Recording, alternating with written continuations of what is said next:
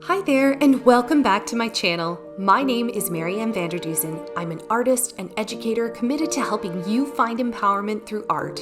In this tutorial, I will be walking you through my acrylic painting, Burst. This is my second ever YouTube video, so I would love if you would like, subscribe, and comment on this video to help me continue to build this channel. Let's get started.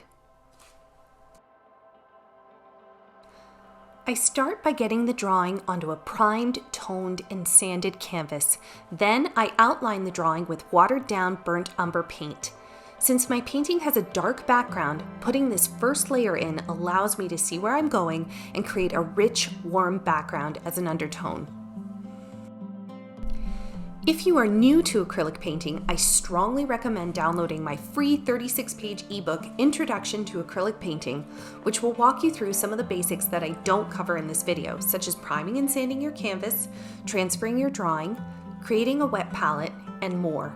I've included the link for the ebook in the description below, as well as a link to my Amazon page to shop for materials. You can also watch the video tutorial for the foggy fence, which includes all components of the book. For this painting, I originally intended to use a limited palette of burnt umber, titanium white, ultramarine blue, alizarin crimson, and cadmium yellow light. This is my standard go-to palette and works well for most subjects. However, the more I worked on this piece, the more I realized it actually needed what is called a split primary palette. A split primary palette is exactly what it sounds like. Each primary color is split into two colors that lean more closely towards another primary color. For example, instead of just using alizarin crimson, which is a blue-based red, I added in cadmium red medium, which is a yellow-based red. For my blues, I used a little bit of phthalo blue when working in some of the background, which has a yellow bias, while the ultramarine blue leans more towards red or purple. Next, I add in the first layer. The first layer for me always tends to be quite rough and scratchy. All I am doing is putting in a rough idea of color. Specifically, I am focusing on where I see light and shadow so that I can begin to sculpt the petals even in this raw state. As I filled in the painting, I could tell that my values were a little off and that the peonies appeared too light and overexposed. Value simply refers to how light or dark a color is, and it is something that I consider to be extremely important to every painting. However, I resisted the temptation to correct the petals until the first layer was complete. Having more colors filled in provides context and allows you to more accurately read what is happening within the painting itself. Once the first layer was complete, I began the background, where I actually made a big mistake. My reference photo has glowing lighting, which creates little flares of light on the edge of the petals. I figured that I would recreate this to give it that soft photographic look. It did not go well at all. I was so incredibly frustrated because after several hours of working on this background, it felt like I had taken a few steps backwards. After I calmed down a bit, I looked at other contemporary artists whose work I greatly admire, including Thomas Darnell. He paints what I consider to be the most exquisite peonies of all time. So I decided to take a page out of his book and paint it over the entire yucky background. This is where I incorporated some of the phthalo blue because I really like the peacock teal that Thomas Darnell incorporates into some of his backgrounds, and I thought I would give it a shot in my own painting. Using a subtle variation of the black that I mixed using burnt umber and ultramarine, I added a smidgen of phthalo blue and cadmium yellow into the mix to get a dark, rich turquoise that I then lightly brushed in around the tips of the petals. Second layer time. This is my favorite because this is where the painting usually starts to take shape. In my ebook, I recommend the use of Liquitex Professionals Slow Dry Blending Medium, but for this painting, I actually tried a different medium. This is the Matte Medium by Liquitex Professionals, and I must say, I really do like it. This was recommended by one of the artists in my free Facebook group, Art Incubator with Marianne Vanderdusen, which I've also linked in the description. And although I've used it a few times before, I'd frankly forgotten that I even had it. This is why I love this group and would love if you would join too, because it's a great place for people to share their work and their ideas. For this layer, I added a small puddle of it to my palette and dipped my brush into it whenever I needed some extra dry time, which helps with my blending. Using too much of any medium dilutes the pigmentation of the paints, so it's ideal to use medium in the second layer as opposed to the first layer, so you can allow that underpainting and all that hard work that you did to shine through. In this step, I focused intensely on warm versus cool to create depth, as opposed to thinking in traditional light and shadow.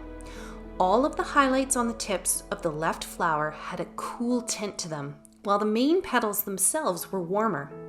In the cooler sections, which have undertones of magenta, blue, and purple, I used alizarin crimson mixed with ultramarine to create rich, cool hues.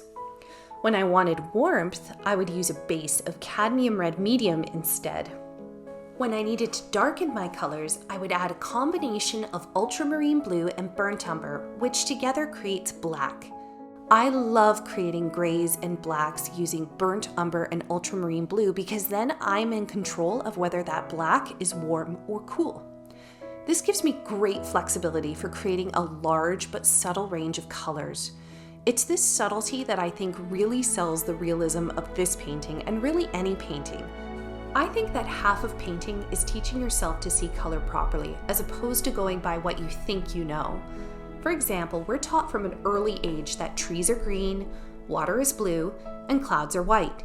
This is what you know to be true.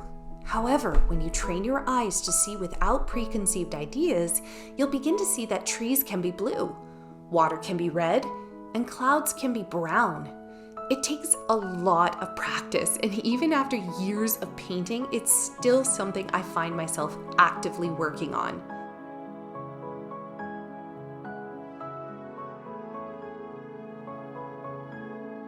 I found the yellow section quite difficult because mixing yellows can be a real challenge. Yellows that have too much gray in them appear heavy and dull, which is not the effect I wanted for light and airy petals. To tone down yellow, add its complementary opposite, or purple in this case. I did that by adding a smidgen of blue and red to my yellow and white combination. That allowed me to build shadow into the golden petals without it looking dull. This wound up being one of my favorite areas of the painting.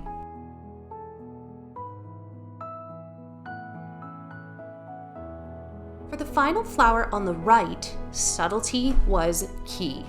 As the lightest flower in the painting, I needed to mix slight variations on a theme so that the petals were utilizing very similar values but with warm or cool undertones in order to create shape. I started with a base that I used for most of the flower petals, then lightened it or darkened it or warmed it or cooled it as I went along. Each time I made only a slight modification, which kept the contrast to a minimum while still differentiating between each petal.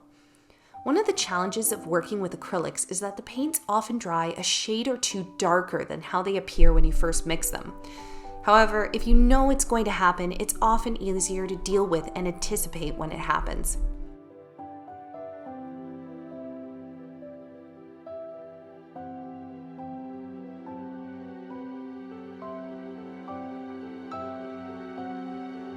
I originally budgeted about 2 hours to do the center of the last flower and was pleasantly surprised when it only took me 1. I again had to tell my mind to turn off what it thought it knew and to paint only what I saw. These stamens have hints of red, green, yellow, and orange throughout. To keep the brown pieces from looking too flat, I sculpted them using hints of bright red and orange.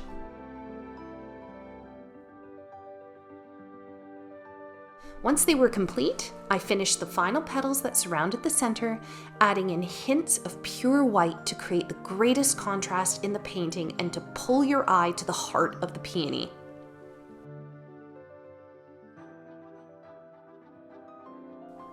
Finally, it was time for touch-ups and the stems. I like to mark my touch-up areas with small pieces of masking tape so that I don't forget which sections need adjusting. This is where I carefully scan the entire painting for visual sticky spots, which is what I call an area that tugs at your eye because there's something wrong. If you know that there's something specifically wrong with a certain area of your painting but you just can't place your finger on it, that's usually a sticky spot. The stems were tricky because I changed the lighting from my reference photo and as such needed to do a color adjustment on my stems. I again took inspiration from Thomas Darnell and suggested my stems by highlighting them where I thought the light would be striking and left the remainder dark.